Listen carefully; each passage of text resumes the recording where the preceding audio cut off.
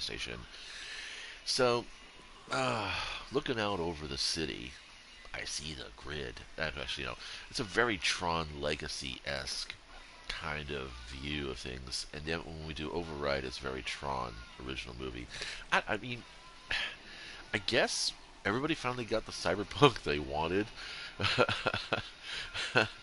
um, but yes, it's actually kind of nice. I don't, I'm not.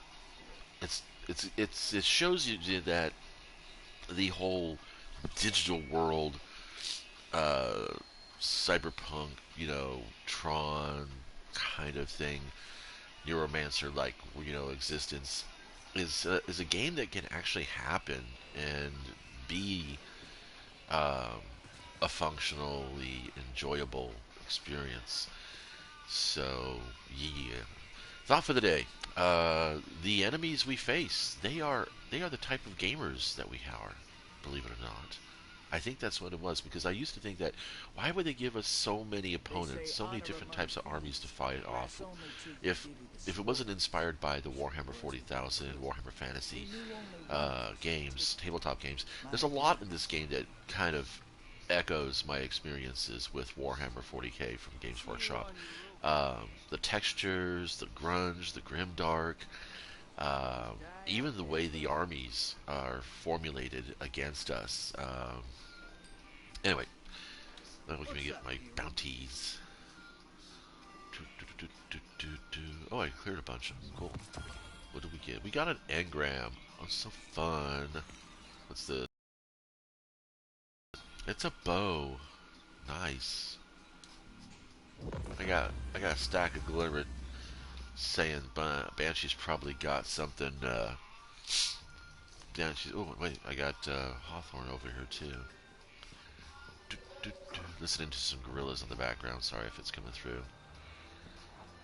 Um, so yeah, so if we break the enemies down by their behavior and their tactics, it, back in Destiny 1, every one of the enemies, the Cabal, the Vex, the Fallen, the Hive, they all had very distinct tactics, it felt like to me. Now it's all kind of very homogenous. You can see that especially when you play Gambit, because it's like, uh, the rank and file Mm-hmm. enemies will rush you, the elites will stalk you, and of course, the mini bosses or commanders, they'll basically tear your ass open. So we got a 1310 Crucible engram. Thank you, team. Bye. Truth Teller. That's not a bad gun. See you soon. I don't need another energy bow. And sneak bow is just not 1290. Come on. Grave robber, blinding grenades. Nope. Excuse me. Sorry.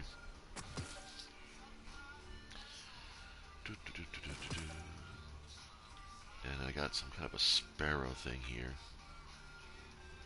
Mind barge. Is this a an actual Egyptian mythology reference? It's kind of got that kind of feel to it, but it looks more like Warmind stuff.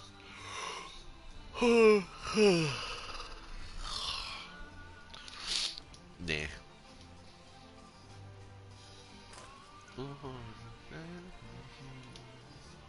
I didn't really actually look at this when I earned it. Oh.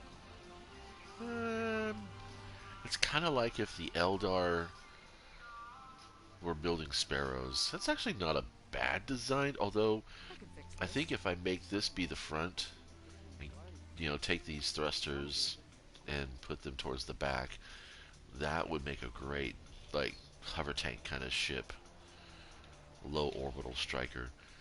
Um, yeah, like I said, I'm always thinking about 40k kit bashing and things like that. So, and like I said, I mean, in the game here, there's a lot of the way the textures are done that it's very reminiscent of the of some of the miniature studio work that I've seen. Hello? Oh, we already looked at that crap. Hey, Sweepy. Oh, it's hella fucking early for me on a Monday, but that's been usual. Let's go cash in this engram and see what we get. Still on the hunt for the better rolled armor pieces. So, back to the enemy things. Functioning like a Vex. I am looking for things in the pattern. And if I don't find the pattern, if it doesn't fit the pattern, I'm going to cut it away. The Vex are strategists in that sense. You could almost say they're kind of close to the mid. Okay, there are many articles written about the gamer types out there. You have but they break it down like, you have the role player, you have the meta head, also known as the min maxer. Then you have the the RPG guy is also the lore master. So, and then there's like, there's the farmer, the grinder, and the binger, which are my three primary archetypes. Those are kind of like the main classes of players that you have. You have the farmer, the binger, and the grinder, and I've talked about them before. And you can also think of it in the terms of IRL. You have the person who has a job, um, someone who goes to work, and then a person who has their career. Okay, someone who has a job is a grinder. This is a job. I'm just doing it. This is homework. Blah. Somebody who goes to work knows that they're producing, resources that they need, but they're not like, they're invested in the activity, in that they understand that the more effort they put in, the more return they will get, and that's what work is. Work is supposed to be work. It's you can enjoy it, um, but when it's done, you're done. You don't keep going. The grinder is like, it's work, but you're doing it because you're obsessively trying to get it done as fast as possible. You're just grinding through things. You grind through, a semester's worth of assignments if you're lucky enough to get a professor who lets you go ahead and do everything off early on. Um, or an instructor, I should say, more specifically, because I went to community college, so that's my reference point. But anyway, so when you're grinding, you're like, you're just drilling for one specific thing. You want one specific result. You're looking for a particular role on a piece of gear or something like that. Uh, Most people don't grind for things like glimmer or planetary materials in this game. They grind for kills. They grind for trophies. They grind for titles and achievements. You don't, and it's really funny because uh, when you hear about the content creators talking about doing things in this game as an activity, uh, that's focused towards a result. The grind is like grinding bounties, to get XP, to get things like that, to go through the content. You don't feel any satisfaction at the end of a grind. You really don't. Then you have the farmer, who's, I consider myself to be more often than not a farmer, where I am farming for a particular gun roll or a style of or particular stats on armor. I'm farming for kills to further a bounty, or farming for materials so that I can buy enhancement modules and shit like that to upgrade my gear. And then there's the binger, which is kind of what once I feel like I'm satisfied with the round of farming that I'm doing, then I go into just play the game. And when you binge a game, that's the sweet spot. That's the spot where developers and game studios want their players to be in. They want their players to binge the game. And you binge a game, you're doing the activity because you just feel like you want to do it. It's just fun. You're kind of like in that positive feedback loop where like when you chain headshots with a Firefly sniper. God, I miss Destiny 1.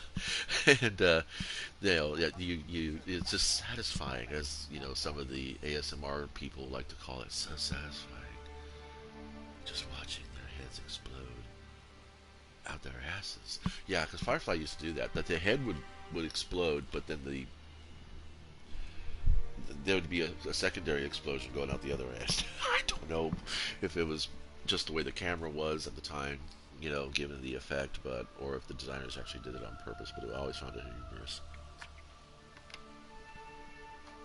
Kind of reminded me of the Destroy All Humans one when you had the AP gun. So anyway, uh, let's take a look here. The shotgun deicide. Do I need? Is there anything? I should probably upgrade my sidearm. Oh, I don't have the modules. Okay, but anyway, so the Vex, they're the meta heads. They are taking apart. They are examining the minutia of the mechanics in order to gain the best advantage, um, and they will manipulate the mechanics, for advantage, almost on the fringes of being exploiters. Let's see, ignition code, field prep and demolitionist, or surplus and blinding grenades. Um, I like the blinding grenade thing. Concussion grenades. I'm gonna blast that staggers enemies. Well, I don't know. What's the difference between? No, that blast radius is much better. See, I don't like field prep. I really don't. It's just not my thing. Oh, this has got a velocity on it, with even more velocity and blast radius. Holy shit! There's even more velocity. Go faster much? With Vorpal Weapon? Yeah, I think this is probably going to be the one I want to use. Let's go take this one out. Go play with it for a little while. So, if the Vex are your meta heads, let's see, what would the Cabal be? The Cabal would be your brute force fighters. Um, they're not, the Cabal are, yeah, the Cabal are kind of like your total PvPers, I think. There's a lot that, well, every other one of the army. No, actually, no. Yeah. I would say the Cabal are more of they're more like a farming type of opponent. The Fallen are the bingers. Um, they don't really use, you know, swarm tactics, Zerg tactics. But I would say that the Fallen are more like your lore masters, your RPG type players, really into the duality, kind of thing. In the way you can see the Cabal kind of that in that sense. So, in fact, a lot of the enemies are that way. The Hive has all have been like the Hive and the Taken, the Scorn. They all kind of fucking they just clump into one type of enemy really, and just with the different skins because the Scorn very much operate like the Hive. Yes, Bomber Shanks, do the same thing as Scribs, do the same thing as Cursed Thralls, do the same thing as Fanatics, but you know there are far fewer Bomber Shanks unless there's a strike that is specific to the Fallen and that tactic. Um, then there are things like the Scribs. Oh, fucked off the Scribs, dude. Fuck off on the Scribs. I fucking dislike the Scorn only because they're just fucking annoying. Um, so yeah, I was just kind of like been thinking about the fact that the enemies that we face in this game, they're kind of representative of the different facets of playstyle that the players have, and I think that's probably why some players prefer fighting against certain types of enemies. It's not just because they may be uh, easier or more challenging than others, because, like I said, back in Destiny 1, each of the factions had very distinct flavors to them, had very distinct feels to them. You knew that you could scare off dregs with a couple of well-placed grenades. You knew that you could attract uh, uh, cursed thralls by just shooting the ground in front of them. They'll come right at you. And by understanding what are the triggers for each of the enemy types, would help you gather them up into neat little clumps so that you can blast them with a rocket launcher or hose them down with machine guns. And because that was a comment actually that I left, this which is proc this little idea in my head. That one of my clanmates was talking about showing us the scorecard for Gambit that they were just on, and man, Forky's won it all is what I told the servers. Haven't seen that in forever. But oh, here's the other DS side. See, this is what I like: slide shot and vorpal weapon. That's a good gun. Um, full choke that gives you better.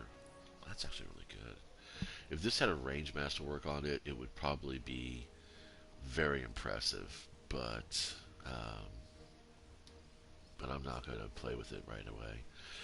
So, looking at my pattern, what I'm trying to go for is uh, mobility, strength, and intellect.